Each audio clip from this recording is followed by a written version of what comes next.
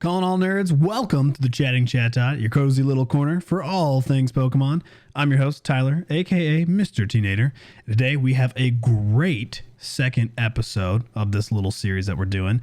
I have actually interviewed my friend Joe the other day, and we just kind of went over Pokemon, as you would expect. So we will be cutting over to that interview at the end of the podcast. But before we get into it, we do have a couple little things happening in the news world of Pokemon, primarily with Pokemon Go and a little bit of the core game. Actually, we don't really have that much, so you'll hear the interview very soon.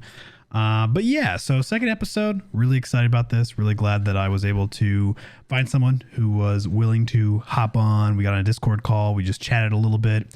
I asked him questions very similar to the ones that I asked in the first episode. So hopefully you listened to that.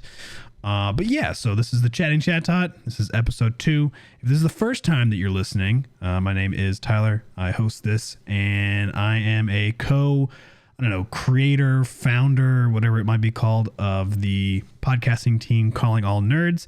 Me and my brother-in-law, Max, we have started this. You can also listen to our other podcast called the Nerd Alert podcast. It's like Calling All Nerds.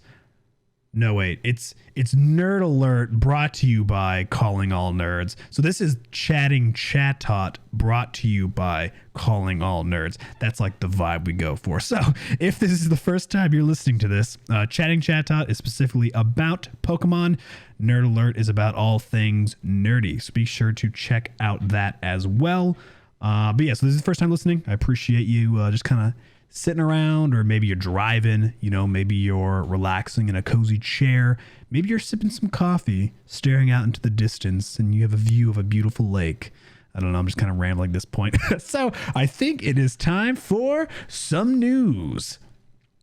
In the Pokemon Go space, looks like Mega Gardevoir is making a debut here soon.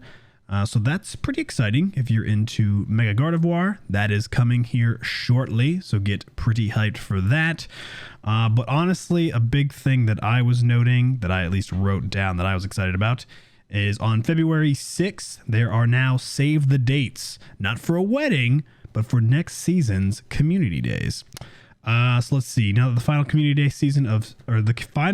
day of season 9, Mythical Wishes, is behind us, we'd like to share next season's community day dates. Those are Saturday, March 18th, 2023, Saturday, April 15th, 2023, Saturday, April 29th, 2023, and it's a community day classic, is what it says in parentheses, and then Sunday, May 21st, 2023.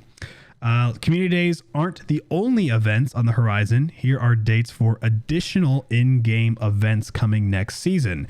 We have Sunday, March 5th, Saturday, March 11th, Sunday, April 9th, Sunday, April 23rd, and then Saturday, May 27th to Sunday, May 28th. So I'm just assuming those are other pretty fun events. And they didn't really give too much else outside of that, but it's exciting to know that, more community days are coming. I mean, obviously, they're not just going to take away community days, but if you are into playing Pokemon Go, those are your next kind of dates to be on the horizon. So the next one is actually March 5th, a non-community day. It's just sort of an in-game event. So that'd be the next one. So get excited for that. I pretty much only play Pokemon Go for Community Day. So you will see me, or maybe not, but you'll see me out there March 18th catching some Pokemon. And then the only real news that I could see for the core games, being Scarlet and Violet, were kind of just two things. One is that there's some rumors that maybe there'll be some potential news of DLC coming for Scarlet and Violet. And it could be talked about on Pokemon Day, which is the 27th of February, but no one is certain. It's just, everybody always has like, oh, I think this is it. Oh, I think this is it. Rumors this, rumors that. So there's just been some leakers that are posting some strange, DLC teasers. Take those with a grain of salt, if you will. But that could, you never know. February 27th. Hopefully we will be, doing some cool podcasting on that and give our little thoughts on there. So that'll be to come. And then if you are listening to this the day that I release this podcast, which will be the 11th of February, right now, Greninja is out again for the final time as a Terra Raid battle in Scarlet and Violet. So if you're listening to this either on the 11th or the 12th of February, 2023, you still have a chance to get it. If you're listening to this in the future, well, hopefully you got it. And if you didn't, well, maybe you didn't want to get it. But that's pretty much it. And then for Pokemon cards, I don't have too much news. Crown Zenith is amazing. I'm still trying to get more cards so I can make more videos. And that's really all that I have for that. So that's our news segment. Pretty short and sweet, because honestly, the Joe segment of this portion was really fun. So let's just kind of kick right in and transition over to the interview. Who's that interviewee? It's Joe. What's going on, folks? Welcome back to the Who's That Interviewee section. I'm joined by my friend here, Joe, or Joethejoe, if you will. More on that after later when he tells you his credentials and all that good fun stuff. But yeah, so this is episode 2 of the podcast and our very first ever interviewee, my friend Joe. Say hello, Joe. Hello, Joe. Beautiful. So Joe and I, we met, crazy enough, it's actually been over 7 years now, which is kind of wild to think about. I met him back at we're old. Yeah, that actually feels kind of crazy that it's been 7 years. What the heck? I met Joe at my first job. Yeah, 2016. Really? Yeah. I didn't think you started that soon. I thought it was like 2018.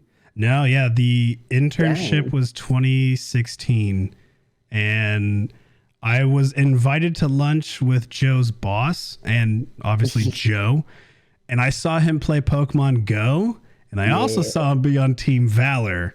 Honestly, all signs point to yes. So Joe, he has done some content creating. Do you still do content creating? I haven't touched it in a bit. Okay. So yeah, I mean, I guess I could just introduce myself. Yeah, tell us your credentials, man. Yeah, so I'm Joethejoe, or just Joe for short. Based off my real name, of course, which is Joe. And one of these days, I'm just going to tell people, no, my name's like, Robert or something. Yeah, so I sort of got into just streaming, content creation, YouTube, all that stuff back in like 14. I started a YouTube channel with my friend who I'm still friends with, but he handles the channel now, and he does like Elder Scrolls Online with it.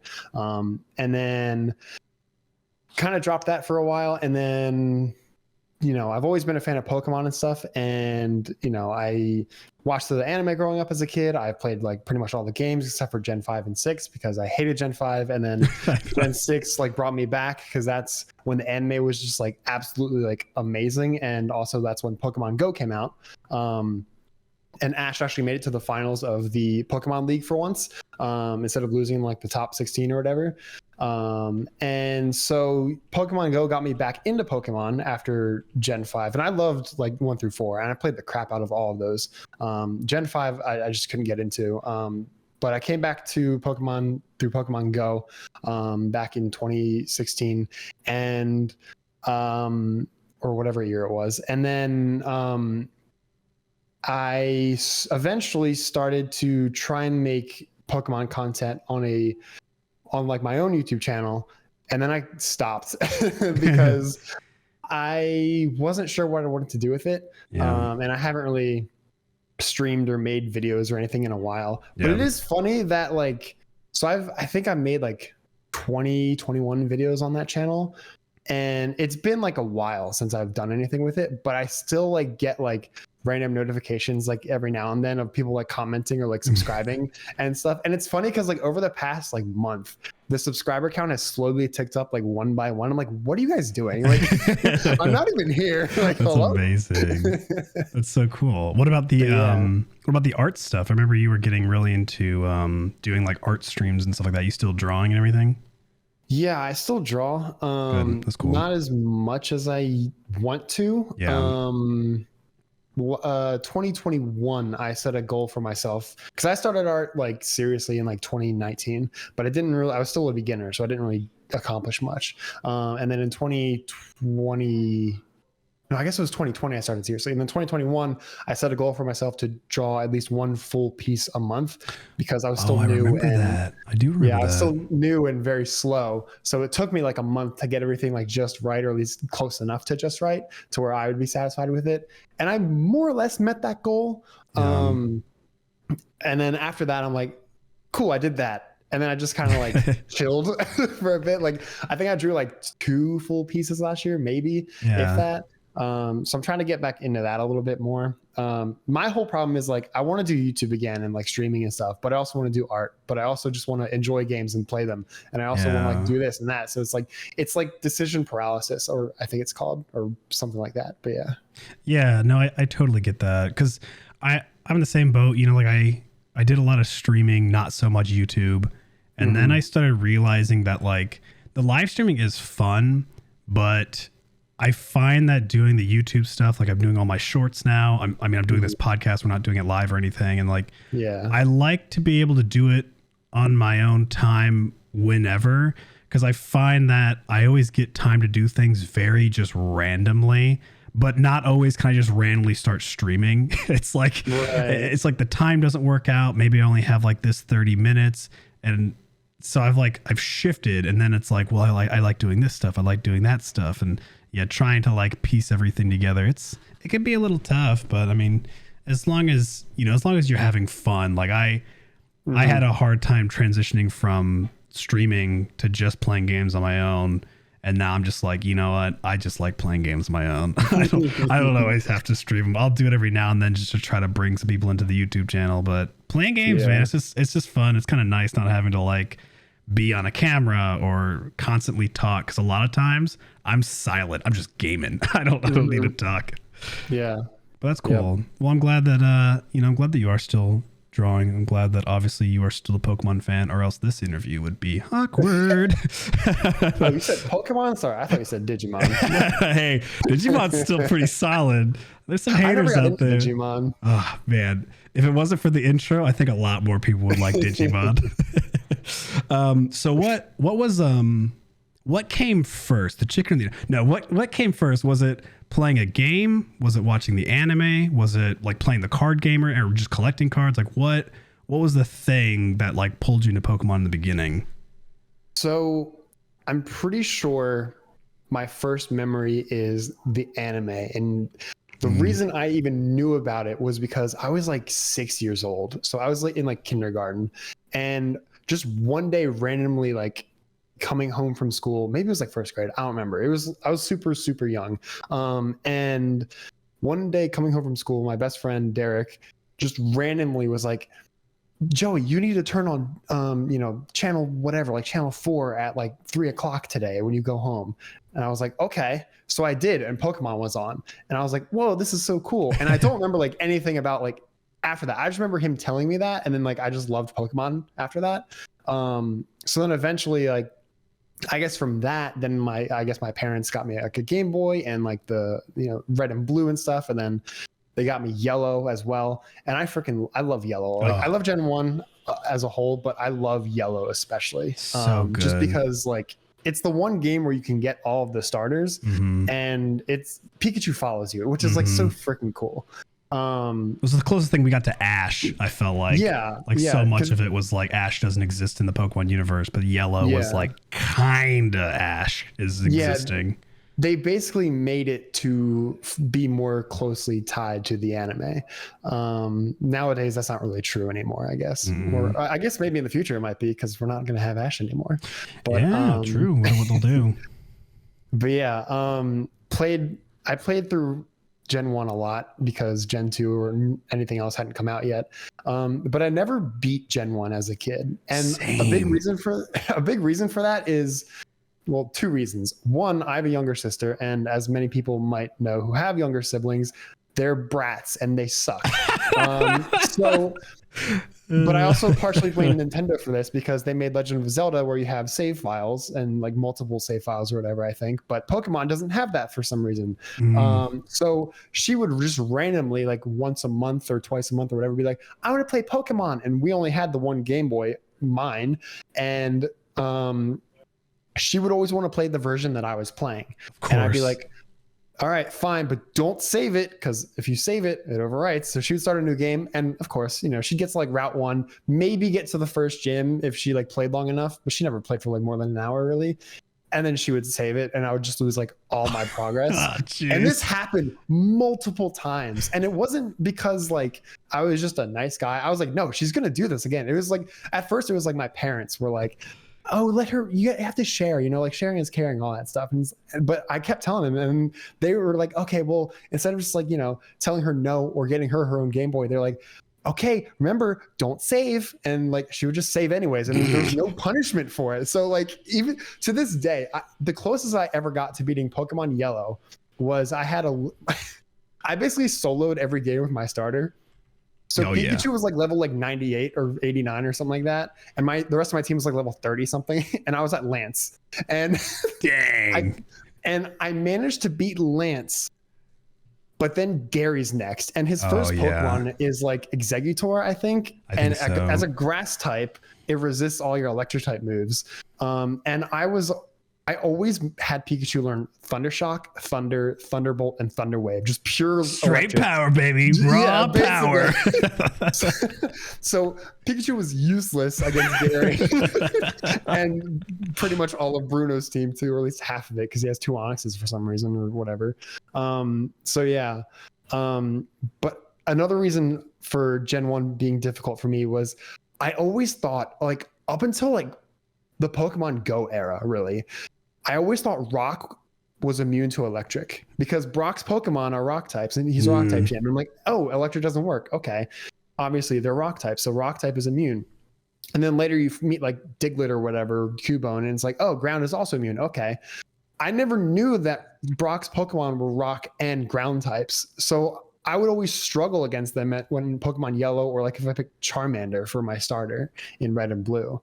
So that was another reason, like I would struggle to just like start the game. Yeah. So do you feel like you had a good concept of like gaming and like how to play the game, of like type matchups and doing that whole? I didn't. I was dumb. I had no idea what video games were when I was a kid. I felt like I think I beat Brock 80 times because I kept restarting my game all the time. I didn't comprehend progression as a kid. To a degree I did.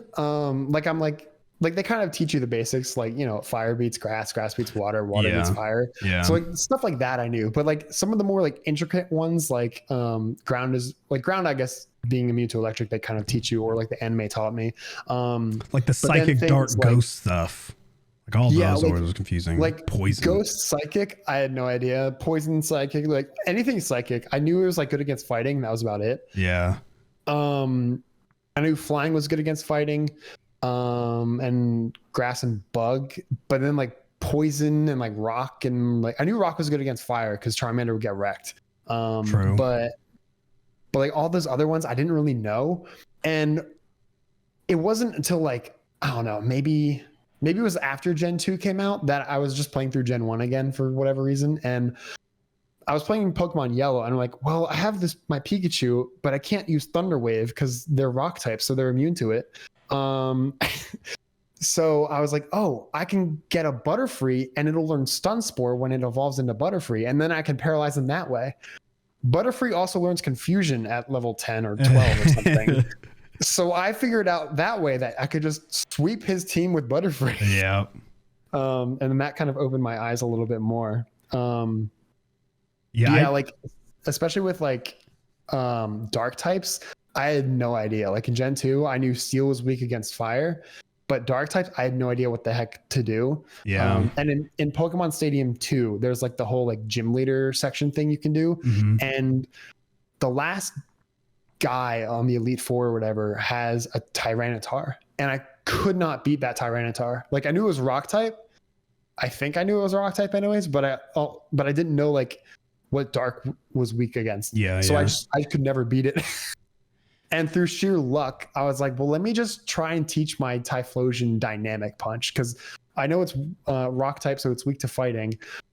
Little did I know that even though Dynamic Punch is only 50% accurate, it's also like stupid strong. And T-Tar is 4 times weak to fighting type. So it one-shot T-Tar. I was like, oh, that's what's good against Dark type.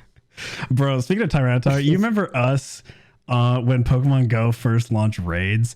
And we went like under an underpass and then like climbed up a hill to like the side of the road to battle this Tyranitar with like 40 I remember people. That. And you caught it too. I did, yeah. I didn't though, which sucked. I was like, oh man. Bro, we did a lot of work to get to that thing. It was sketch. We like parked somewhere, paid for parking, and then we're walking trying to find it. Dude, that's what Pokemon's about, man. Just wandering, getting lost on adventures. Yeah, for sure. I mean, it was pretty cool doing those raids. Pokemon Go was it was really fun. It was a fun time.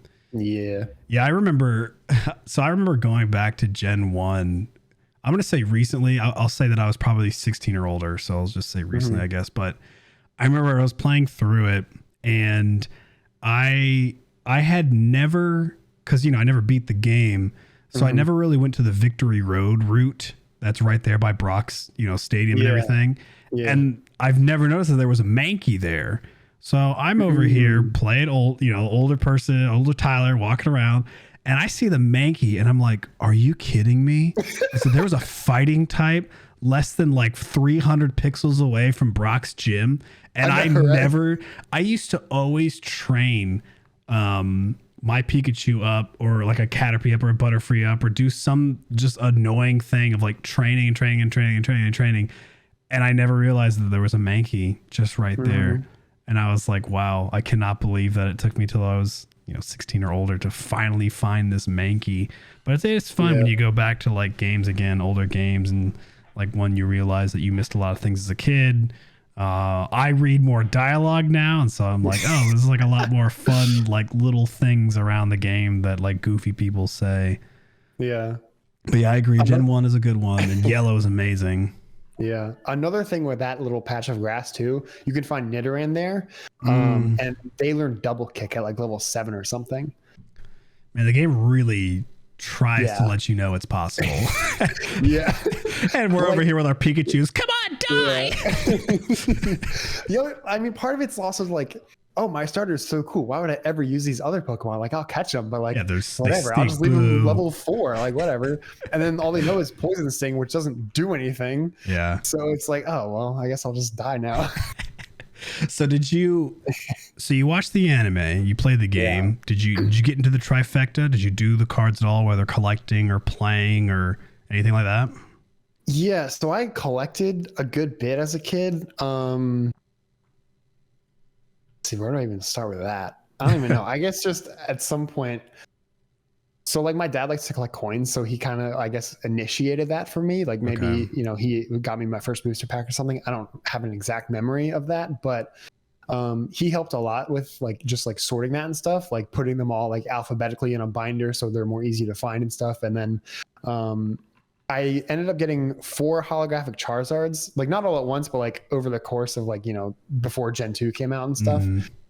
Unfortunately, none of them are first edition, so they're not worth much, but it's still kind of cool to have 4 holographic Charizards. Oh, for sure. That's awesome. And I remember one of my friends growing up had a birthday party, and like, every kid gets like a little gift bag when they even, in the bag was like a pack of Pokemon cards. And that's where I got like my second one. And I was like, oh, I already have one. Here you go. And my dad, I like got in the car, and my dad was like, where are your Pokemon cards? And I was like, oh, I gave him to John because, I already had a Charizard. He's like, go get it back. Your dad made you take back the card. So despite it being his birthday party, I went back and took the cards. Oh my gosh. I cannot believe your dad is the one to be like, what are you doing? Go back and get that card. Go get that card. But yeah. So you done any recently? Have I collected any recently? Yeah. Like you still collect it all or not much? I don't really collect, not like you anyways. the last packs that I opened were like this Halloween one that they did last year. But like it was like it literally looks like a candy bag. And I was like, wait, it's like just Pokemon candy. Oh, yeah, I saw that. It's that one. Yep. And there's like, I don't know, like there's like 40 packs in there or something. I opened half of them and I'm pretty sure I got all the cards in the set that you can get in there. Mhm. And the other half are just sitting here. I'm like, I don't need to open these and just take up more space. But yeah, as a kid, I mostly collected. There was a Wizards of the Coast in our mall that I went to. You know, whenever we went to the mall, I would always go there, and I did play in like one little like I guess locals tournament there. And I remember this was like after the second movie came out, I think, and I actually like won a match and got like this cool like promo Electabuzz, which is pretty cool. That's cool. And I remember that there was this one guy who was just sweeping people with a Lickitung, which is like really funny to think about because it's Lickitung. Yeah. And I was like the one guy who actually beat him. I don't know how I did it or what I did, but I won and I got a promo Electabuzz for it. So I must have done something right. Yeah. But yeah, I didn't really play much of the card game after that or at all really. And now it's like, I feel like it's totally different from when it was back then too. So I'd have no idea what I'd do. Yeah, the cards are a lot beefier. They got all the like, you know, GX cards or V cards. They take 2 prizes, sometimes 3 prize cards, and then you know there's all the different like conditions. I mean, it's still definitely a pretty original format, but like any card games, things evolve a lot, and they definitely change from like when we've originally played them. Like Yu-Gi-Oh! Yu-Gi-Oh's changed just drastically. I mean, the way you played it originally to now with having like you get like 80 different spare decks and you're like special summoning up the butt. So it's it's definitely a little bit different. That's cool that you had a Wizard of the Coast though, an actual store. Yeah, I didn't know they had down. I didn't know they had like actual brick and mortar shops. Yeah. It was just in the mall though. It wasn't like its own thing, but they did eventually close down probably because their prices were really high. And I think there was like a Toys R Us in the same mall that like sold cards for cheaper. Oh, so yeah. Why go there? Probably did it to them. Yeah. Now look at what Toys R Us is at. Aren't they like inside a Macy's or something like that now? Probably. I don't even know. But it is funny looking at cards nowadays because like you look at cards from like, you know, the first set or whatever, and it's like, oh, Charizard, it has like 80 health, and Charizard now is like 220. It's like, yeah, they would stand no chance having like older cards because I mean, like basic Pokemon, it'd be like, oh, we have 30 health. Yeah. It's like basic Pokemon nowadays have like 60 to 70 health, and their attacks do like 40 damage, whereas basic before did 10. Yeah. Do you know about anything about fossils for right now? Because I remember like back in the day, you had to like play this basic fossil card with like 20 hit points and then evolve that into the fossil Pokemon. Yeah, I haven't actually seen a fossil Pokemon in a while. I'm not sure if they're still doing it the same way. Because when I'm kind of just like Googling it right now, looking at different fossil Pokemon. I feel like I haven't seen like a trainer card of a fossil in a good while. I'm not. Oh, here we go. So, okay, yeah. So that Arctozolt, one of the weird combination ones. Yeah. It does say that it evolves from a rare fossil, which I'm assuming is just a regular trainer card. So it looks like they are still keeping suit with that. But I can't imagine like it's the most competitive thing. I also, the weird thing too nowadays with like the Pokemon card game is when you have cards like GXs or EXs or Vs and V-Stars and all that, they can be, stage 2 Pokemon, but you don't need to evolve them. Like you just play them right away. So I feel like if they were to make, let's just take Arctozolt as an example, if they were gonna make him maybe something pretty decent in a competitive scene, he'd probably be like a V card anyways, and then you would just play him. Like you wouldn't need to evolve or anything. So like a Charizard, you can literally, if you pull it, if you have a Charizard GX in your hand and it's the only basic Pokemon in your hand, that's the first card you're playing. So that's how you're starting the game off with. So it's kind of interesting. Gotcha. Okay. But yeah, the cards are fun. So you played the games, did a little bit of collecting. You said you liked the anime, so like, Yeah. I know it may be hard to like think of, so I won't ask like what you liked about the anime before. I'm just gonna kind of just ask now, like, what about the anime do you enjoy? Like, what about it? What are elements of it that have just kind of kept you? Because you still watch, like me, we're still into it. I mean, maybe not as actively as we were as kids, but like I know you watch it, I watch it. Like, what about it still has that charm to you? So I will answer the question of like, I'll answer both, like then and now. Yeah. So starting with then, it was just freaking cool. You know, it's classic like 90s, early 2000s. Like I love that style too. But it was also just like a lot more loose and like free back then. Like you had random like one-off episodes where like Ash gets turned into a Pikachu for an episode. Oh yeah, I remember those. Which is like so cool. Like let me do that in the game or something. And then just like all these, you had like such random things happening and stuff. Like Squirtle Squad. I mean, that was awesome. That whole Squirtle Squad training was great. I know. For the next episode, that's so exciting. But yeah, like I loved a lot of it. And then eventually what kind of put me off of it was Gen 5, because that was sort of like a soft reset for the whole franchise. Yeah. But also at some point, so they did, you know, Gen 1, 2, Gen 3. And then between Gen 3 and 4, they also did the Battle Frontier with like the 8 Frontier Brains. And they basically, that was when 4Kids lost the license to Pokemon, because that's when the Pokemon company was made. So they decided to start producing like the English dub and stuff. So all the dub actors that we grew up with like were replaced. So that's where like Sarah Nata Cheney got her start as Ash and stuff. And the voices were so bad. Like starting off, they're so bad. She's much better now. But she's no Veronica Taylor in my book. But yeah, like the voice change was just so weird, because it was literally like they did the first Frontier Brain with the 4Kids dub, and then they went all the way up to the episode before the second Frontier Brain with the 4Kids dub. And then as soon as you get to the second Frontier Brain, it switches. And it's so That's jarring. A weird disconnect. Like, if they at least started the Frontier Brain saga with like new actors, it wouldn't be as bad, but it was just like in the middle of it. And I'm like, what the heck? So that was like a little weird. And then, but like they still had hype moments. Like you have, I always loved the Indigo League battle between Ash and Gary, because he finally beats Gary, but it's also Charizard versus Blastoise. And it's such like an iconic like battle. And I always loved the way Ash battles too, like his ingenuity. Sprinkler memes aside, like some of the stuff he does in like sort of later seasons where it's like he teaches like the counter shield to his Pokemon, where they sort of break dance and shoot out water or electricity or whatever, and like it shields them from whatever attack, and it's also like offensive at the same time, which is really cool. And just weird things like that he does, I always loved about the anime. And again, like those combat in the anime is awesome. Like anime combat is so they truly wouldn't be able to do that in a game. I think it's like way too complex of what they do, but the combat's awesome. I think okay, imagine that I've always wanted this as a game. So like, okay, I've wanted 2 of these things as a game.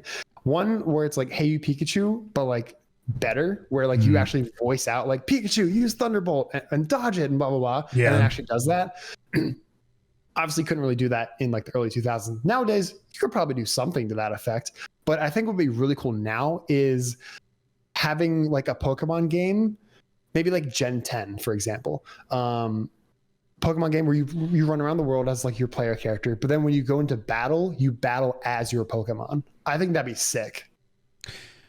Like, so, like you're controlling the moves kind of like in Unite.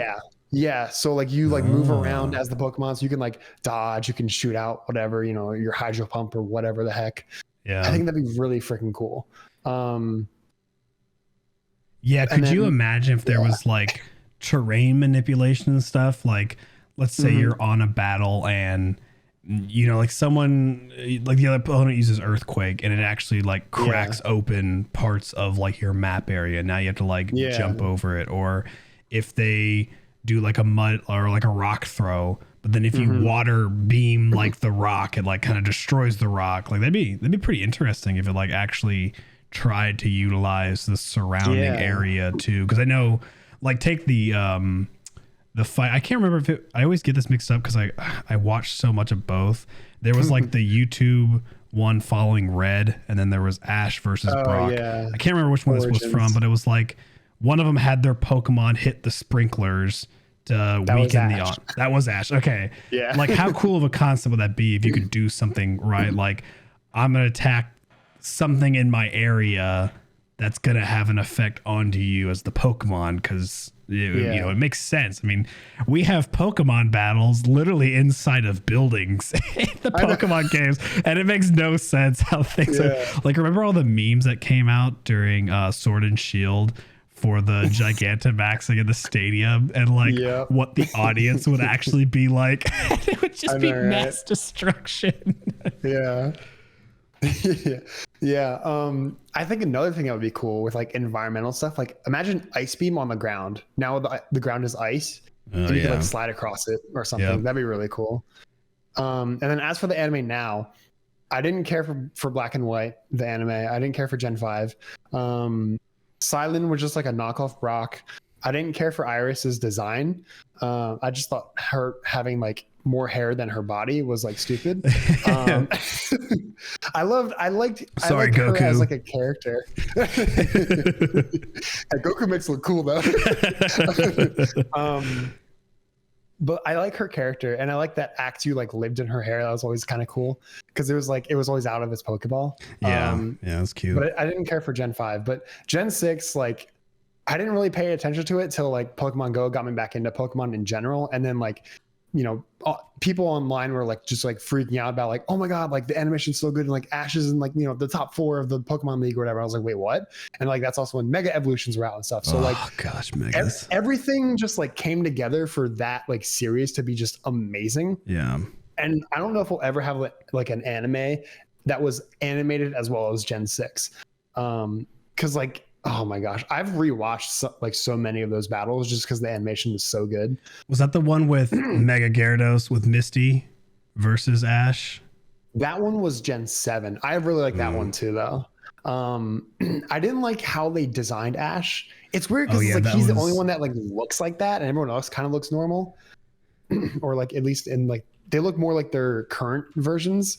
But like Ash like just changed so drastically. Yeah, they did. They did like swap him a lot with like his facial and like look and everything like that. I am going through that one right now, slowly. But yeah, he stands out in an odd way. It's almost like he's the. And I don't know if they did it in the sense of like, oh well, like he doesn't live on the island, and so let's make him stand out. But I'm kind of just like, yeah, but almost his whole character model looks weird. Like, I don't understand. He looks like a cartoon character in an anime. Yeah, he does. He does. Weird.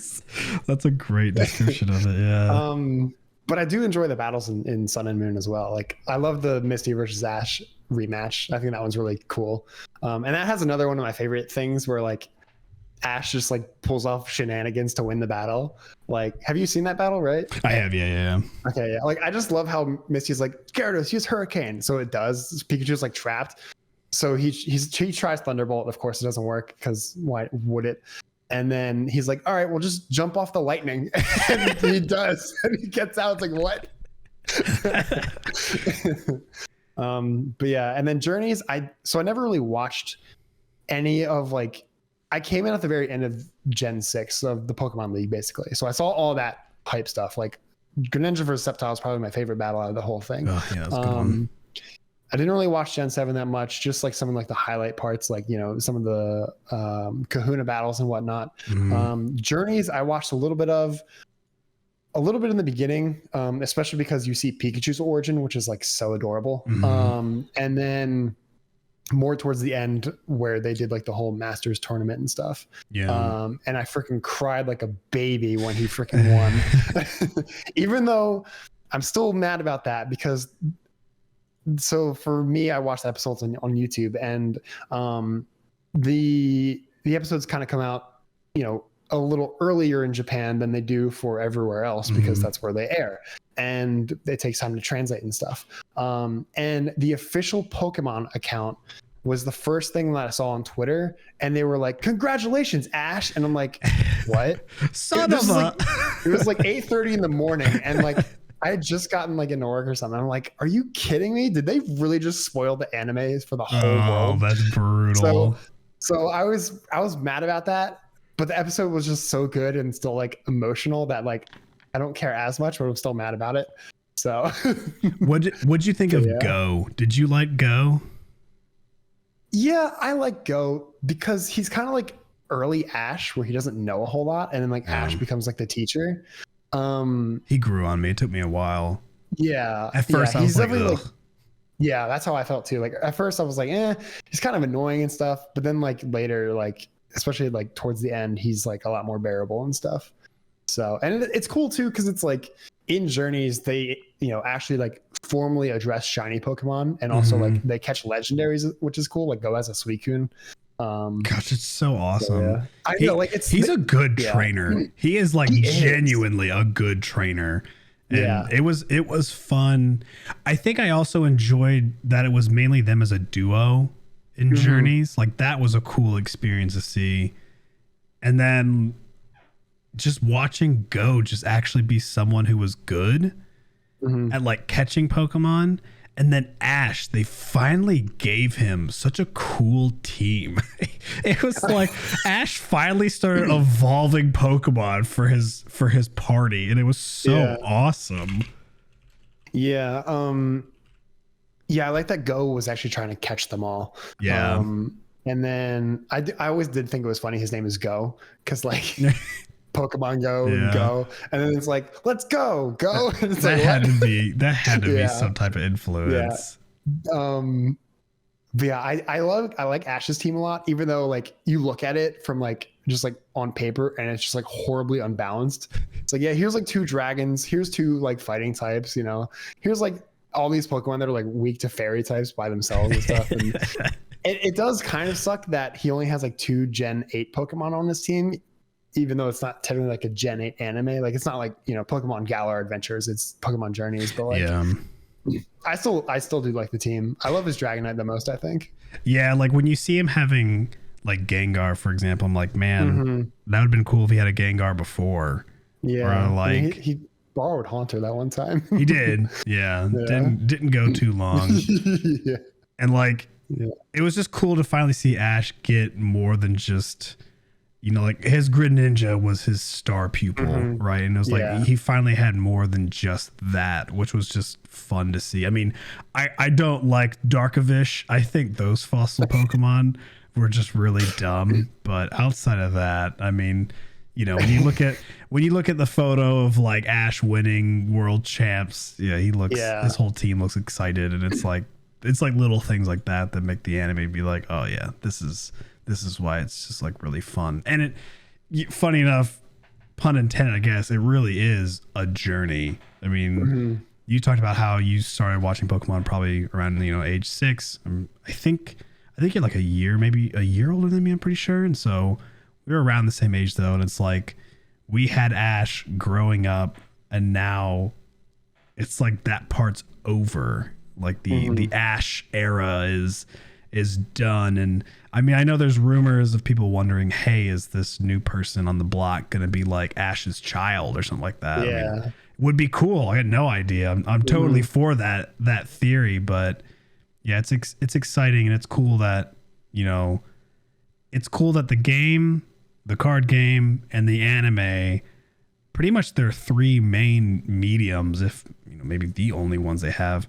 It's cool to hear that like all 3 of those were something that you got enjoyment out of. I feel like there's a lot of things out there that people try to do multiple things of, and it just doesn't always click with everybody.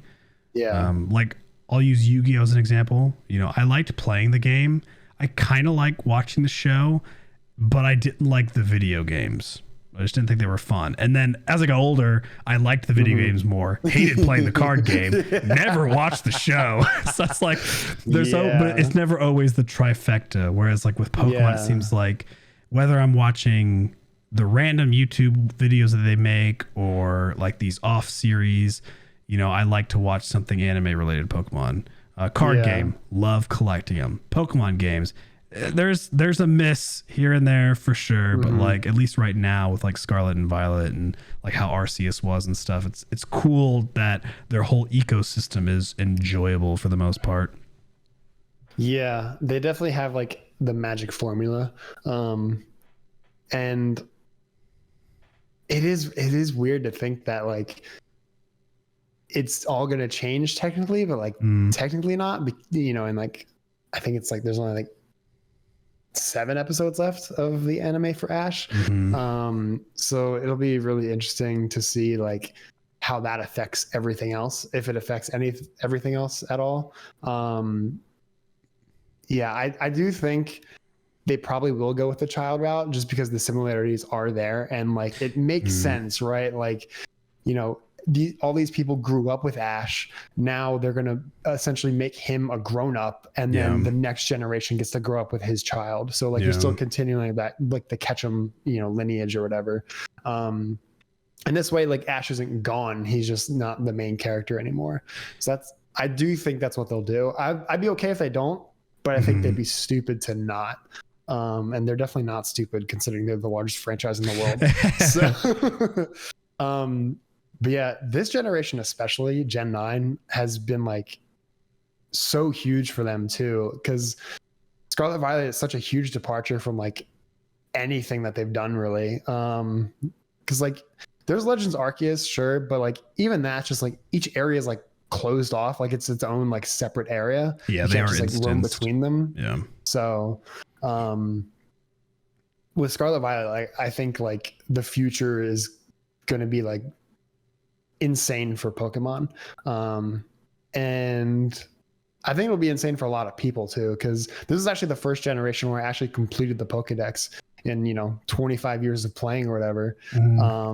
I started to do it in Gen 8 and then I just got bored because it's so much work. But here it felt kind of easy just because like, you know, half of my gameplay hours were just roaming around catching stuff and finding items. It wasn't even like doing the gyms or whatever. Whereas Galar was still more like linear and everything. And I actually found this out like last week. They're having a regional in Charlotte, so I might actually participate in that because I've been getting into VGC this gen. I watched it last generation. People hate on Dynamax because it's stupid, and I agree. It is like really, like it looks stupid. Like, oh, the Pokemon turns to like the skyscraper.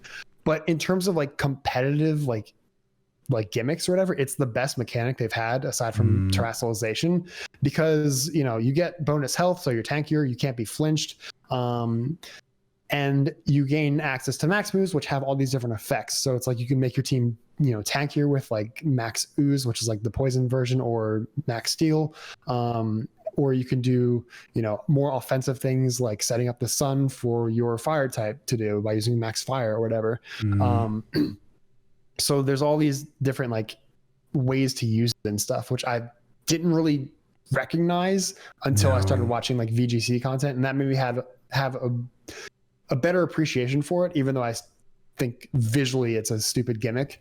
But yeah, so I watched a lot of that, and then this generation I was like, all right, I'm gonna get into VGC. And I actually, for the first series, because the way it works for online ranked is each month is a season, but then they have different series and each series has a different rule set. So series 1 was you can use any Pokemon in the Pokedex, but you can't use Paradox Pokemon or Legendaries. And that was like all of December and January. And then February 1st, it went over to series 2. So now Paradox Pokemon are allowed, but still no Legendaries. So in series 1, I actually managed to I built a team like all on my own, and I actually got up to like rank like 750 on the ladder. Dang, it's not bad. I feel like that's kind of impressive. Yeah. So there's got to be a lot of people competing. 750. That's triple digits. That ain't bad. Yeah. So season 2, we don't talk about that one. I think I finished like 49,000. Hey, see, if you finished 49,000 in season 2 and 750 in season 1, definitely shows that you did really well. So that's cool. Yeah. But yeah, so like that shows me that I can potentially at least do it well enough. So I am going to try and get to that Charlotte regional and I think it's March 24th through the 26th. But yeah. Yeah, So I'm excited for the future. Yeah, you should totally give that a try. I would be curious to see how that goes. I'd be even curious to go just to like be like a viewer, because I assume they would do a little bit. You know, I assume those things are kind of like convention style too, where it's more than just the event. Like they'll probably have like people having like kiosks and stuff selling things, probably like a merchant floor. That's cool to know that it's here in Charlotte. Yeah, and I think with that one, I guess with most regionals, but I know with that one specifically, they're doing all three. So you have the actual like VGC game, you have the card game, and then you have Pokemon Go. Oh, fun. Yeah, so you could go there and like, you know, trade cards with someone or something. Maybe, I don't know. Yeah, totally had to check that out. Well, that's cool. So then, okay, so we'll take a little bit step back. We're gonna bounce a little questions about you again, still Pokemon related. So the first one, if you were a Pokemon type or combination, has to still just be two. What do you think your type would be? Ooh, that's a good one. Thanks. Probably Ghost. And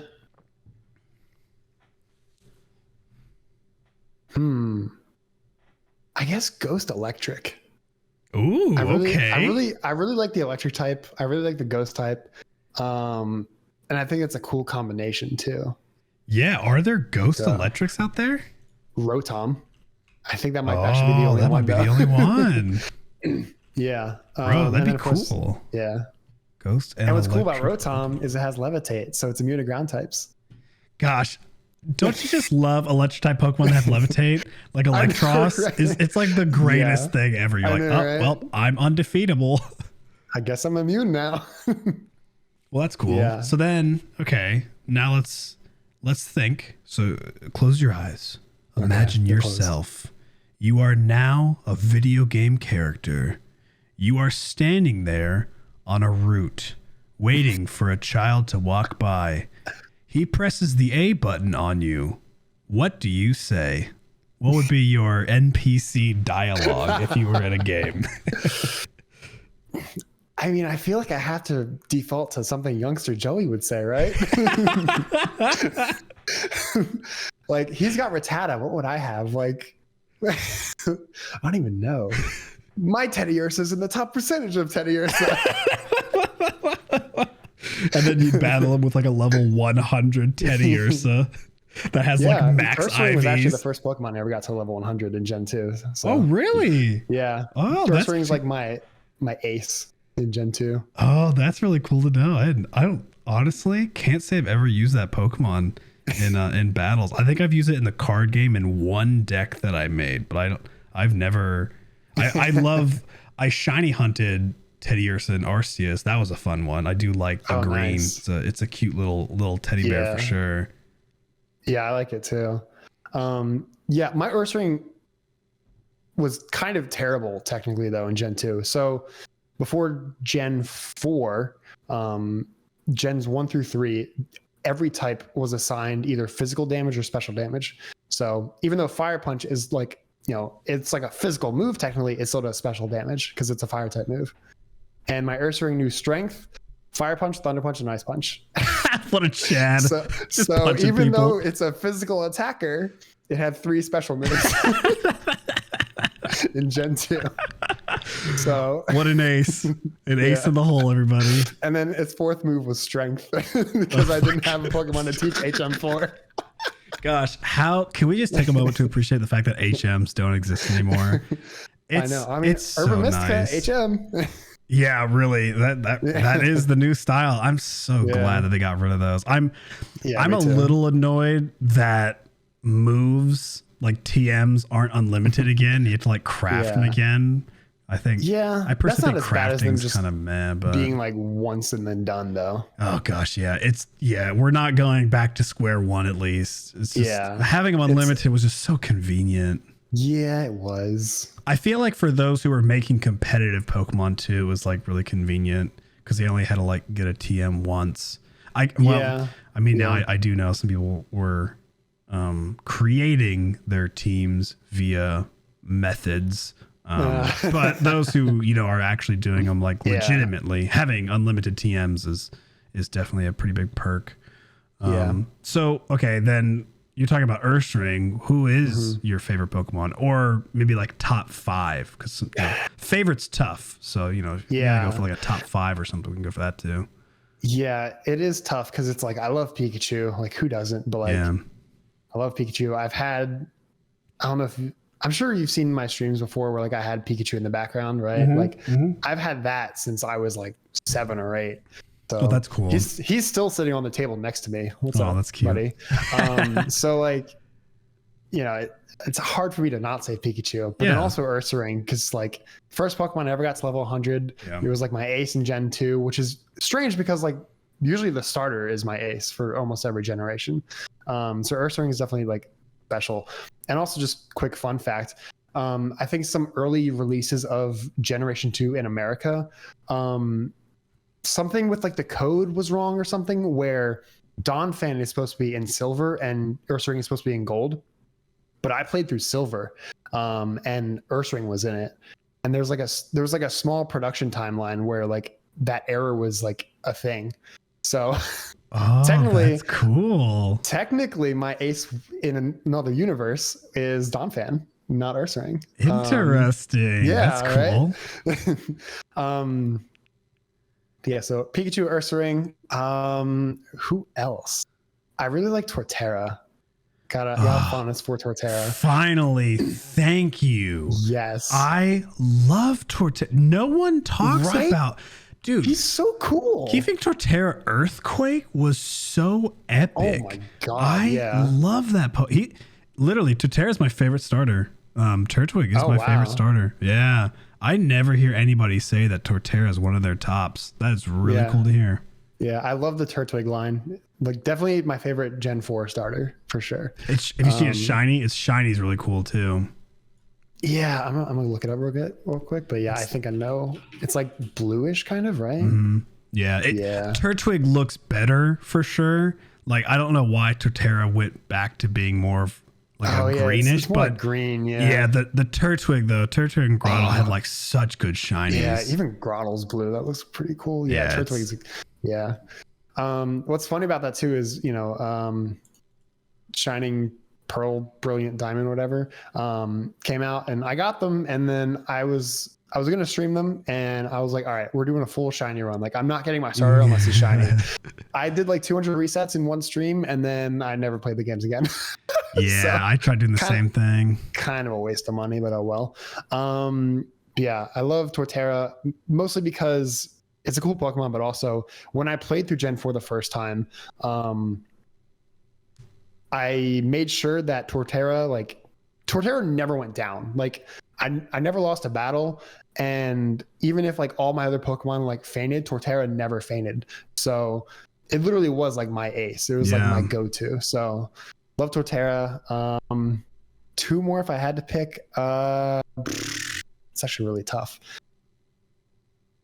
I don't know if I actually could pick 2 more, so I might just that's leave fine. It there. Yeah, that's fine. So you got Ursaring, got Torterra, you got Pikachu. That's cool. Yeah. All right. Well, we're done with the questions of this sort. Now it is time to move on to something a little bit new. I actually don't know if you'll hear this. The listeners will. Okay. Just be careful. This could be loud, but it is now time for the special game show part of this interview. Ooh.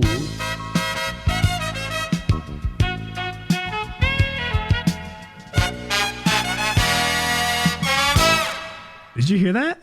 Yeah. All right. Nice. I was like dancing in my chair. All right. So, contestant Joethejoe. If you get the question right, you will hear. If you get it wrong, you will hear. Okay. Pretty simple. I'll be tallying up the points. It's kind of like whose line points don't really matter, but still it's fun to do. Okay. I found this test very randomly. I am not going to attest to how great of a test of random questions this is, but we're going to go for it anyway. So, Joe, question number 1. How many shapes / forms can an unknown be? Can it be 25, 26, 27, or 28? 28. The alphabet, question mark, and exclamation point. Attaboy. Okay. Yeah. Not too bad. I actually don't know if any of these are like super difficult or not, so we'll see. Which move does the most damage? Hyper Beam, Explosion, V-Create, or Self-Destruct? Explosion. Yeah. Very nice. I actually kind of thought it was Self-Destruct. That's a weaker version of Explosion, which is, it's weird that they made two versions of the same move. Yeah, that is weird. Yeah. Some of these some of these questions are if they're spelled correctly, but I'm not about to do that. That's weird. Okay. Which one is not a Generation 1 move? Okay. Tri-Attack, Egg Bomb, Yawn, Mimic. Yawn. He's unstoppable, folks. We are 3 for 3 right now. I have my hat turned backwards. So. That one's like really easy. Okay, which is a pure steel type? Larion, Bisharp, Steelix, or Registeel? Registeel. Can't trick this man, folks. 4 for 4. That's another spelling correctly. That's kind of weird. Question 5. Name every Pokemon. We'll be here for a while. That one will definitely get me though. This is another easy. Man, this quiz is kind of easy. What does the cherry berry do? Cure freeze, cure paralysis, cure the confusion, or nothing? Cures paralysis. Oh my gosh, folks, he cannot be beaten. I'm about to just look up a random Pokemon and start describing it. Do it. Random Pokemon. Random Pokemon generator. Give me all gens, baby. Go for it. Okay. This Pokemon has 4 total toes, question mark on if these are actual toes. And I can't see because the image is really small, but potentially 1, 2, 3, 4, 8 different or 8 total fingers.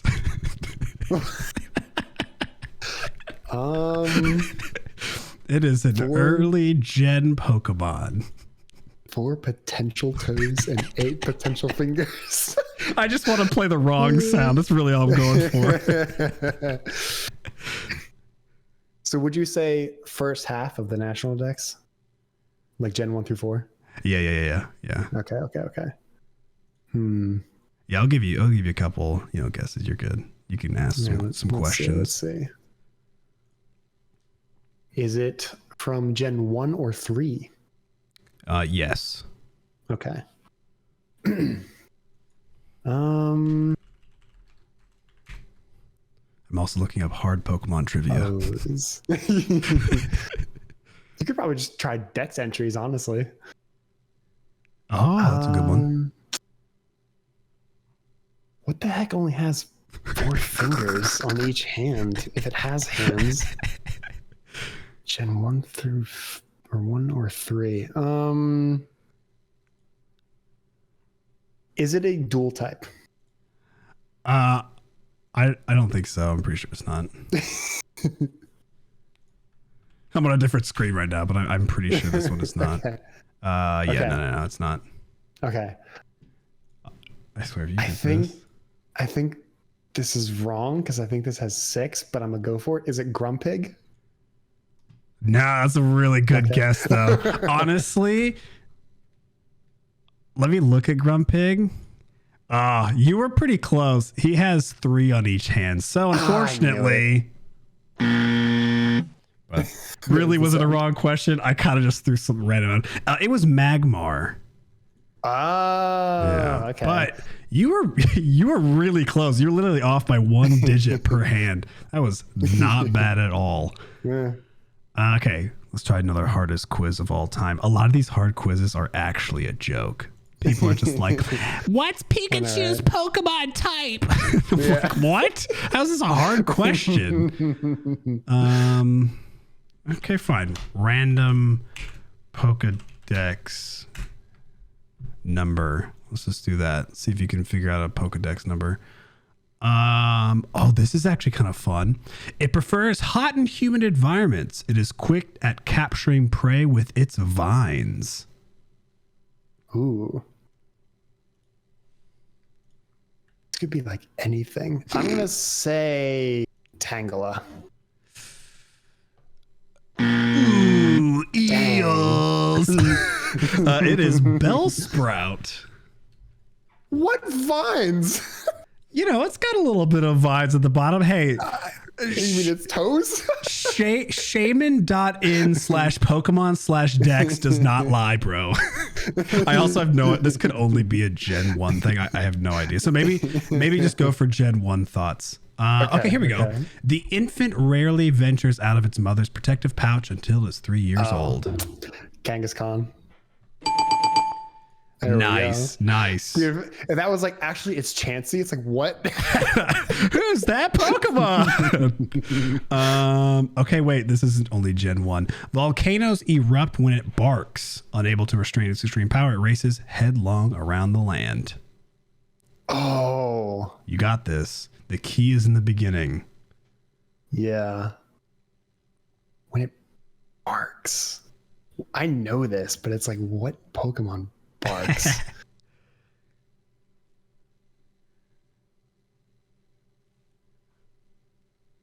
Like I want to say Entei, but does Entei bark? Shoot. I swear I heard this like last week too, because I was watching like a video or something that mentioned it. All right. Need an answer. I'm gonna just say Entei. Survey says, hey, good job, dude. Entei barks, I guess. I don't know. Apparently to the Pokedex entry it does. Oh yeah, this is not just Gen 1.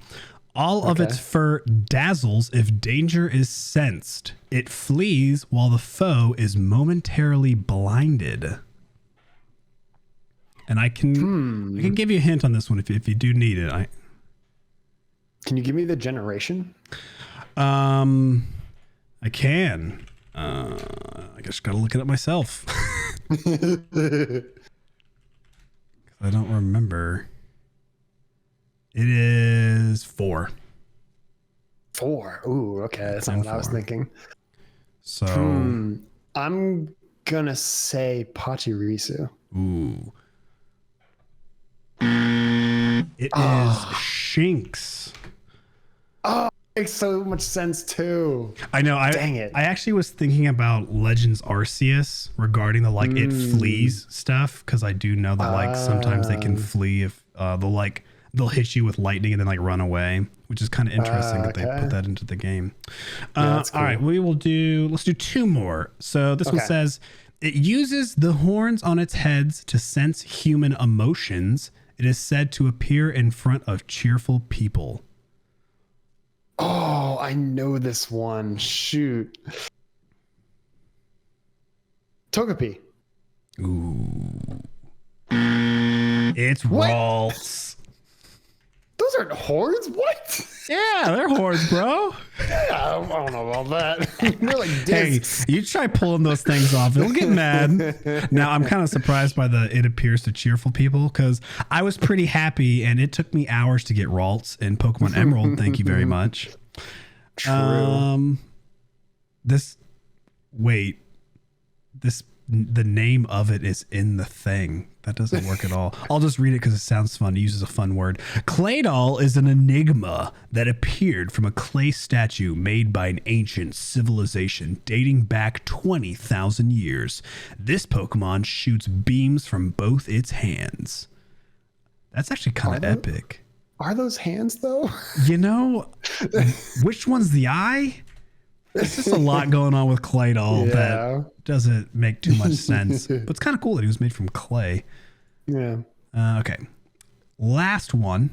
All right. It anchors itself by wrapping twigs with the silk from its body. It motionlessly awaits evolution. Do not assume that this is a Gen 1. I will give you that hint because this really sounds like a Metapod or something. It is not, I'll say that much. Not a Gen 1 person. So it anchors itself by wrapping twigs around from the silk in its body. It motionally awaits evolution.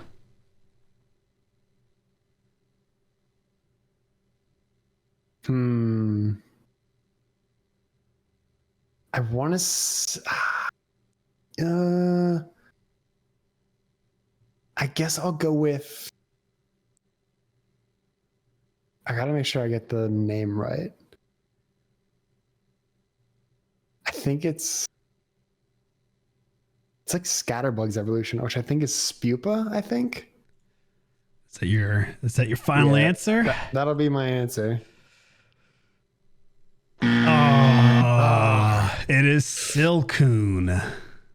I wouldn't have expected that at all.